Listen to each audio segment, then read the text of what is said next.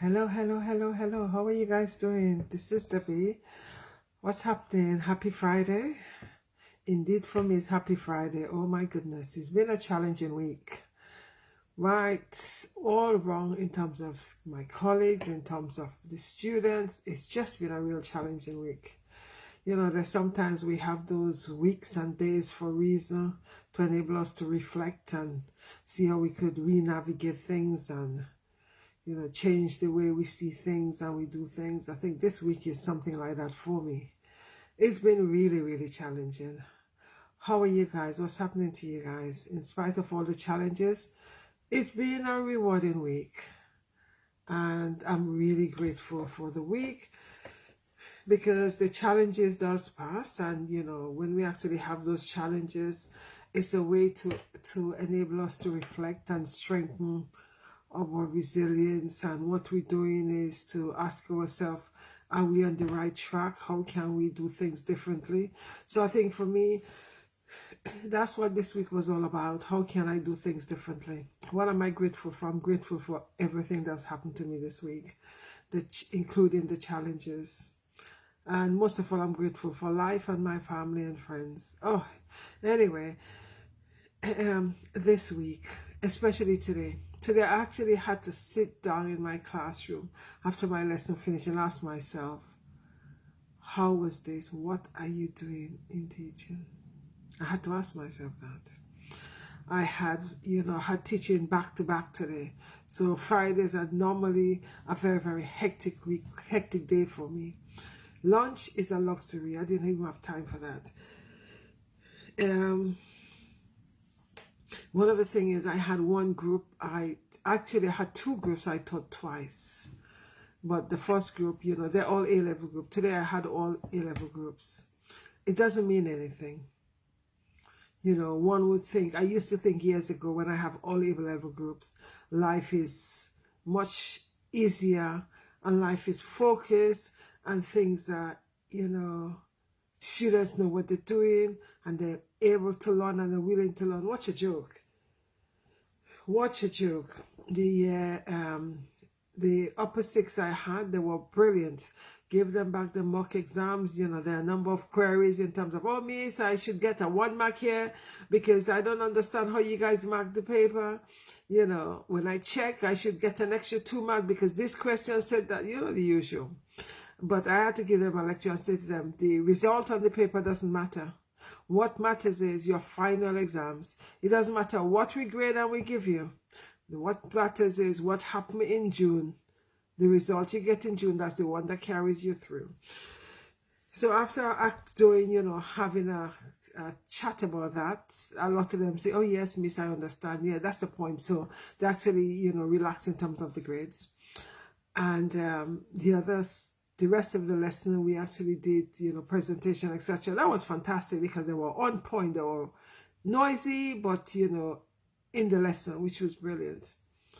And another group, I had presentation, but the group before the last, oh my goodness, I had them twice. I said to them I was going to give them a test. I told them that about 3 weeks ago. Yet still today, it became a challenge for them. One student, the weakest student in the class, trying to dissuade the others not to do the test. I had to remind them that you're not doing the test for me, that's for your assessment. That is to check your law, nothing to do with me. But they started off very, very noisy, but in the end, I had, that group is a group of 16, I think.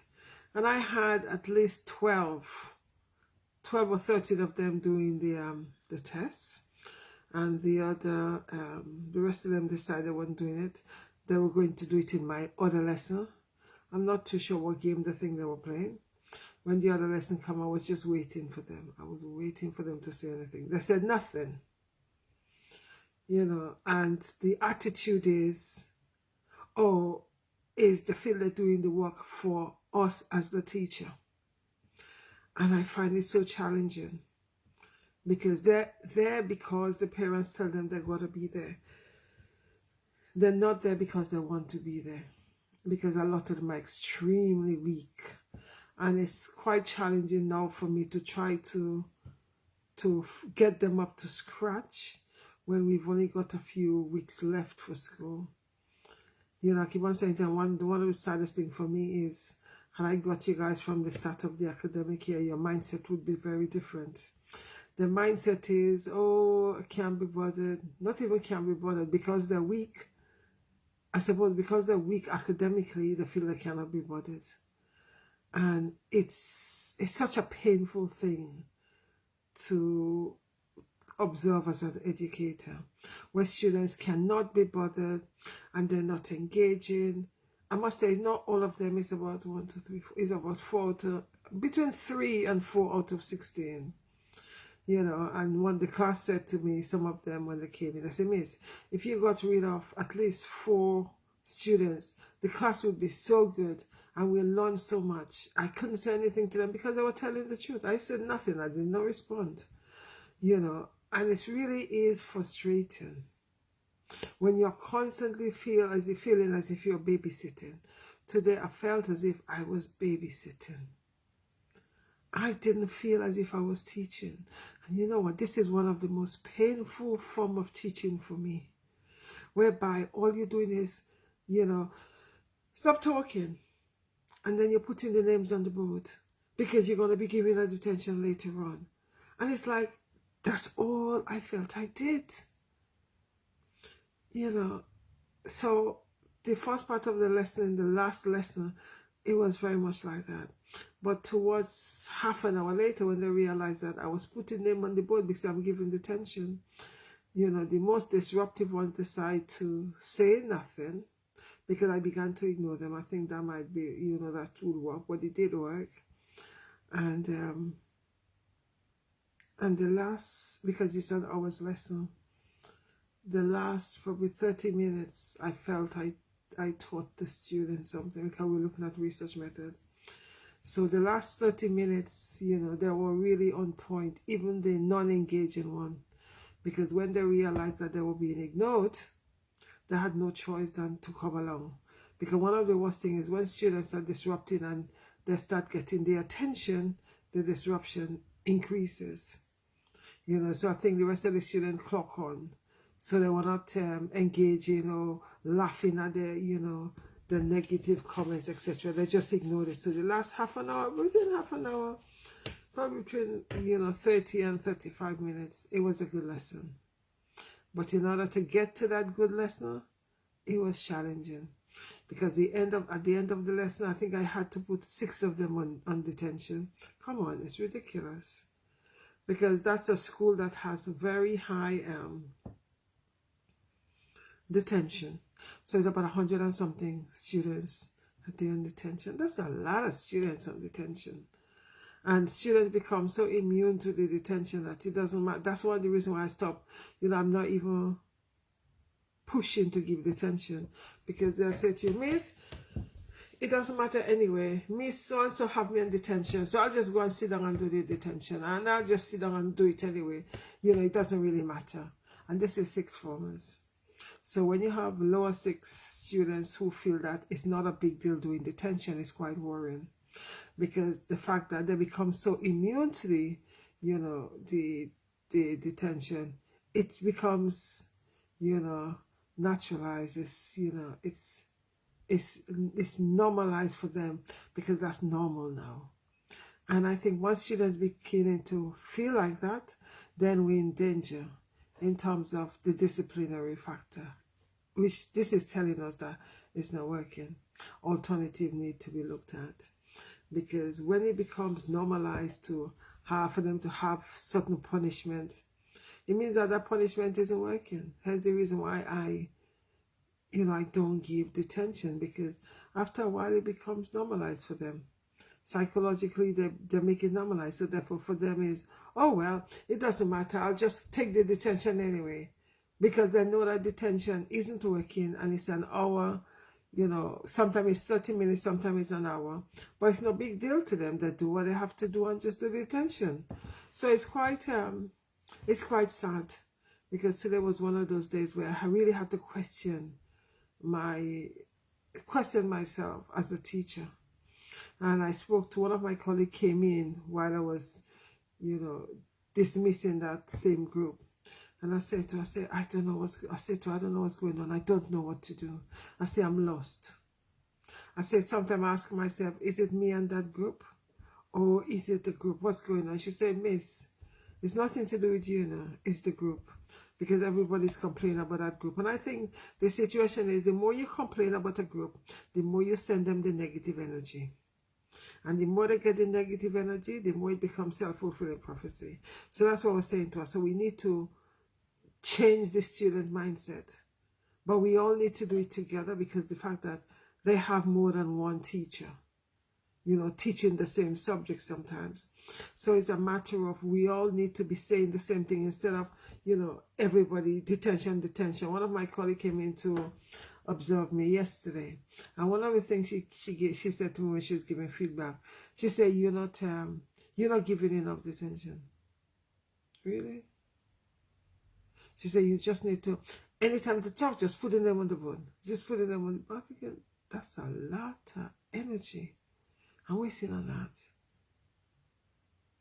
Because is it making a difference? We have to ask ourselves. Because when we give certain punishment, we need to ask ourselves, A, what difference is it making? And B, is it making a difference? I do not think this detention is making a difference, because the student already, as I said, for them is normalized. Because they're saying things like, oh, well, I've got a detention. Oh, well, miss, check to see if I have a detention today. Next day, miss, check to see if I have a detention. So for them, that is normal state of affair. So in that school in particular, I do feel that they really do need to look at an alternative. The fact that the punishment isn't working from year, I think it's from year 10 onwards. The punishment isn't working, but lower down the school from year 8 to year 10, for them, that they know a detention for them is a big thing. But when you get to year 10, those students don't care. The detention doesn't make a difference.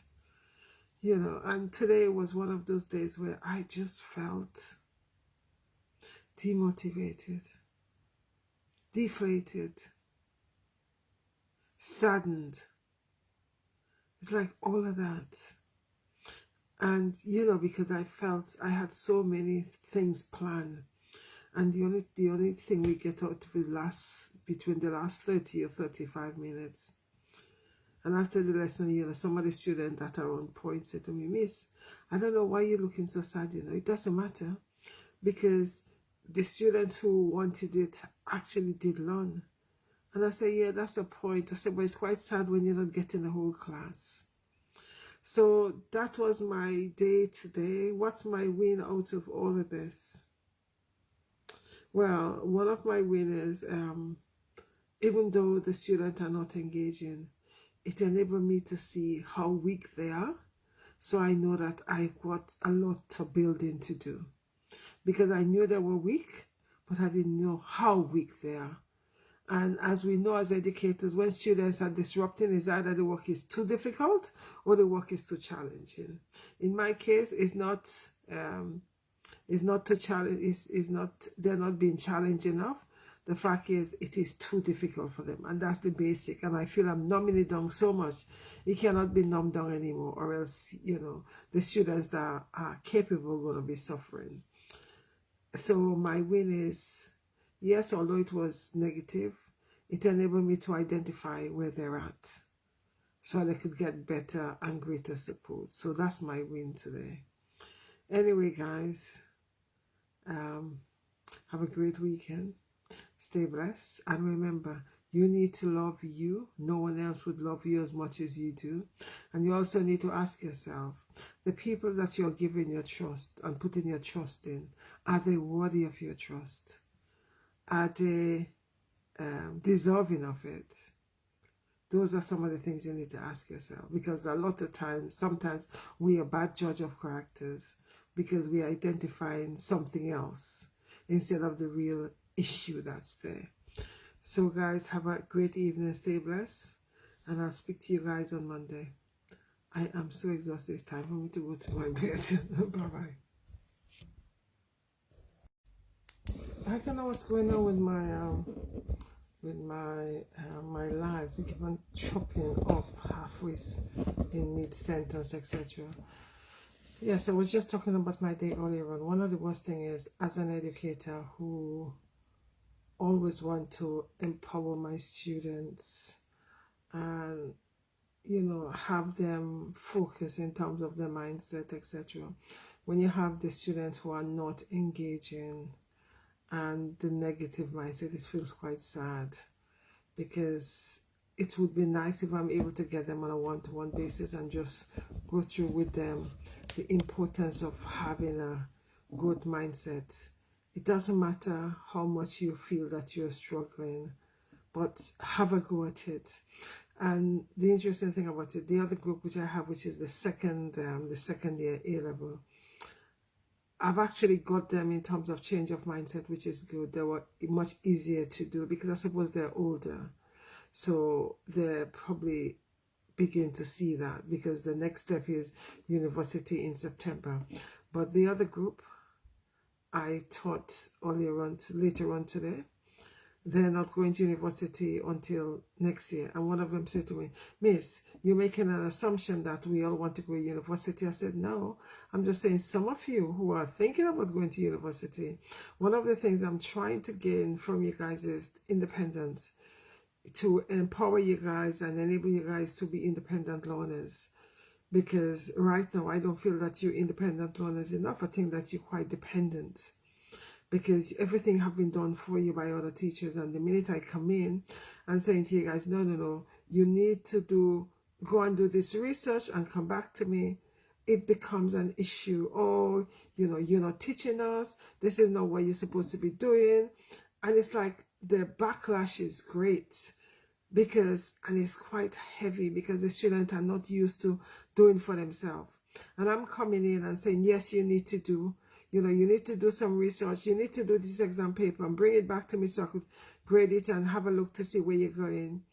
Oh, but miss, the other teacher didn't teach us this. And it's like all the negatives. And anytime you hear students say, oh, teachers haven't taught them that, you need to be really mindful of that, carers and parents. Because believe me, when they're saying that we educators haven't taught them that, check the books. Because we have taught them what they say we didn't teach them. Sometimes they don't even write. Because I say to my student today, "Are you guys writing?" "No, miss." I say, "Okay, that's fine. If you feel that you have it in your head and you could do bullet points, that's fine." But one of the saddest things as educators, when your role is to empower and encourage, and you find that you are not doing that and you're not able to do that because of the negative mindset, it is painful as hell. And that's one of the things I found today in terms of the painfulness of the lesson, where the negative mindset was overpowering some of the students. And it became very sad. And as I said, the last part of the lesson, it was really good, because as I said, the others were not giving the negative students the attention. So the 3 or 4 that was negative, they had no choice. And I gave them group work exercise, and it was brilliant because they began to feedback. So on those bases, I felt that I was winning. But it took me over half an hour in the second lesson to get to that point. And the first lesson, when I gave them the test, for them to actually start doing the test after the protesting, it took, because I wanted to give them 45 minutes for the test, it took 15 and 20 minutes. When I finished protesting, oh, they haven't been taught, the whole negative thing. And I wasn't giving up. I wasn't giving in. It's either you do the test or you don't do the test. And the ones that felt confident enough did the test. But the ones that was weak and couldn't understand it, and they didn't do the revision, etc., they didn't do the test. But you know what? There's sometimes as educators, we need to see that we cannot save all the students, as much as we would love to save them all. Because I would love to save all of them in terms of getting them to come on board. But there's sometimes we need to realize that we're not able to get them all on board at that time. So with the last part of my lesson, I got them all on board because I was doing like mini group work in pairs, and even the non-engaging ones in the first part of the lesson, they were engaging and giving, putting hand up and giving me answer, etc. And that felt so good because you feel, my goodness, I'm actually getting through to these students. You know, it's like one in half a minute, in half an hour, you might feel you're getting through to them. The next lesson, you realize that, well, you are getting through, but it's a different kind of mindset again. And it really is challenging. One of the things I feel that in education, things that need to start changing is mindset. Students need to start having a growth mindset. And that could be encouraged by the educators and parents. Because students by themselves in a holistic basis, they got very negative mindset and fixed mindset that they're not able to do. But as educators, carers, and parents, we need to remind them that the sky is not the limit. Beyond the sky is the limit, and they could do anything they want to do. So it's like that was one of the things I had to be preaching to the students afterwards, because it is so painful. And I said to them, you know what, this lesson was so painful because the negativity and the disruption, which was unnecessary. I understand that you didn't understand the topic, etc. For whatever reason, I tell you guys where I'm at to access me. But, you know, students don't like to be seen to come into the teacher for support because they don't want their friends to see that they don't understand it. And it's a matter of getting them to feel that it is okay to make mistakes. That's something I'm trying to empower them to see, that there is beauty in making mistakes, because we are all on this journey and we're going through the journey. So there's sometimes when I mess up, I let them say, well, hold on, I mess up. It's okay to mess up. But you know, it's like, it's just kind of it's just challenging. And today was a challenging part for me. It made me feel quite sad, actually, you know, because I just felt that I just couldn't connect with the 3 or 4 students in the last, especially the last lesson, because they were not engaging. They just wanted to be, they were quite happy just disrupting, and I wasn't having it. So, you know, one of them I sent outside, and then, you know, have to put them on detention, etc., which is quite painful, because detention, personally, I don't feel detention works. Because as I said, the student normalized detention. So for them, it's normal. That's no big deal. I just do the detention and it's done, you know. So it's quite sad. Anyway, guys, have a fantastic evening, morning, night where you are. And don't forget, love upon yourself. It's weekend now. So get yourself a gift. Spend time with yourself.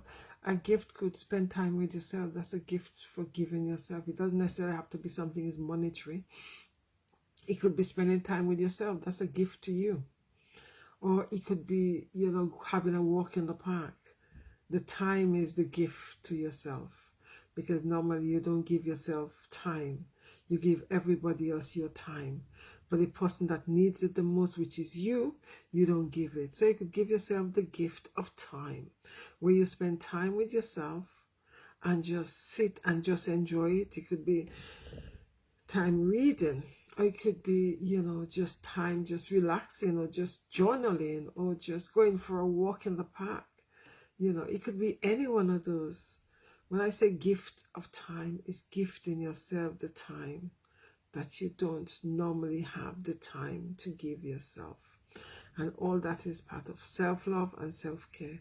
So I urge you this weekend, if all week you were rushing, you didn't have the time to do that, hey, you should find the time. But if you didn't, hey, this is weekend. Spend time with you and give yourself the gift of time. It's important. And, you know, in terms of, if you have a backyard, you might have some daffodils, which have been looking so lovely, because I got myself some daffodils, and it's just beautiful. It's just lovely. You know, spend time in the garden. That's giving yourself time as well. You know, whatever looks and feels good for you, Just do it. But the most important thing is honoring yourself. No one else would honor you than you. Anyway, guys, stay blessed. Take care. Thanks a lot for watching. And I'll see you guys on Monday. Bye-bye.